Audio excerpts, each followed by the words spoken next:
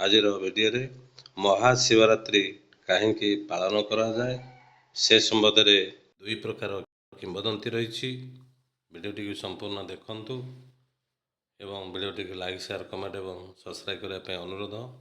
କିମ୍ବଦନ୍ତୀ ଅନୁଯାୟୀ ମହାଦେବ ଯେଉଁଦିନ ପ୍ରଥମ ଥର ପାଇଁ ଜ୍ୟୋତିର୍ଲିଙ୍ଗ ବା ଶିବଲିଙ୍ଗ ବା ଲିଙ୍ଗୋଦ୍ଭବ ମୂର୍ତ୍ତି ରୂପେ ଆବିର୍ଭୂତ ହୋଇଥିଲେ, ସେହି ଦିନକୁ ସ୍ମରଣ କରିବା ନିମନ୍ତେ ମହାଶିବରାତ୍ରି ପାଳନ କରାଯାଏ। ମହାଦେବ କାହିଁକି ଲିଙ୍ଗ ରୂପ ନେବା ନିମନ୍ତେ ମନ କରିଥିଲେ, ସେହି ପ୍ରସଙ୍ଗରେ ଏକାଧିକ ଜନଶ୍ରୁତି ରହିଛି। ପୁରାଣ ପୃଷ୍ଠାରେ ସେସବୁ ବର୍ଣ୍ଣିତ।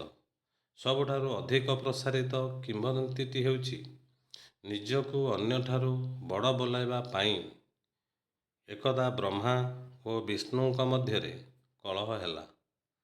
ସେମାନଙ୍କ କଳି ତୁଟାଇବା ପାଇଁ ଭୋଳାନାଥ ହସ୍ତକ୍ଷେପ କଲେ।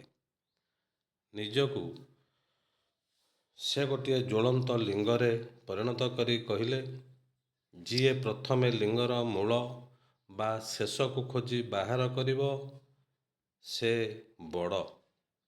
ବ୍ରହ୍ମା ହଂସ ରୂପ ଧାରଣ କରି ଉଡ଼ିଲେ ଉପରକୁ ଶେଷ ସନ୍ଧାନରେ।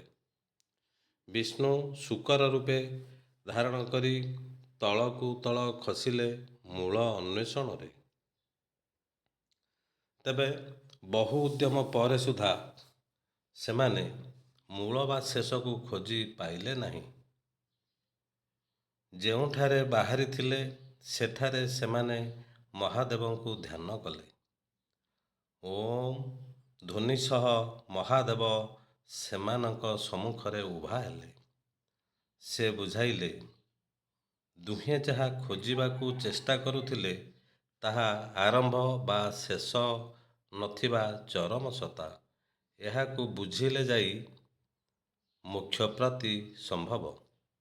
ତେଣୁ ଚରମ ସତ୍ତାଙ୍କ ସାନ୍ନିଧ୍ୟ ପାଇବା ଲାଗି ମହାଶିବରାତ୍ରିରେ ମହାଦେବଙ୍କ ଉପାସନା କରାଯାଇଥାଏ। ଅନ୍ୟ ଏକ କିମ୍ବଦନ୍ତୀ। ଦ୍ୱିତୀୟ କିମ୍ବଦନ୍ତୀ ଅନୁଯାୟୀ, ସମୁଦ୍ର ମନ୍ଥନ ବେଳେ ଯେଉଁ ଉଗ୍ର ବିଷ ବାହାରିଥିଲା, ତାହାକୁ ପାନ କଲା ପରେ ମହାଦେବ ତାହାର ପ୍ରଭାବରେ ଆଉ ଶୋଇପାରିଲେ ନାହିଁ। ସାରା ରାତ୍ରି ଦେବତା ଓ ଦାନବମାନେ ଅନିଦ୍ରା ରହି ପ୍ରାର୍ଥନା କଲେ। ସେହିଦିନଠାରୁ ମହାଶିବରାତ୍ରି ଆରମ୍ଭ ହୋଇଥିବା ବିଶ୍ୱାସ କରାଯାଏ। ଶିବରାତ୍ରିରେ ଏହି ମନ୍ତ୍ର ଜପ କଲେ ମନସ୍କାମନା ପୂରଣ ହୋଇଥାଏ। ପଞ୍ଚାକ୍ଷର ମନ୍ତ୍ର ଜପ କଲେ ସବୁ ମନସ୍କାମନା ପୂରଣ ହୋଇଥାଏ। ଶିବ ଗାୟତ୍ରୀ ଜପ କଲେ ଶନି, ରାହୁ, କେତୁ ପୀଡ଼ାରୁ ମୁକ୍ତି ମିଳିଥାଏ।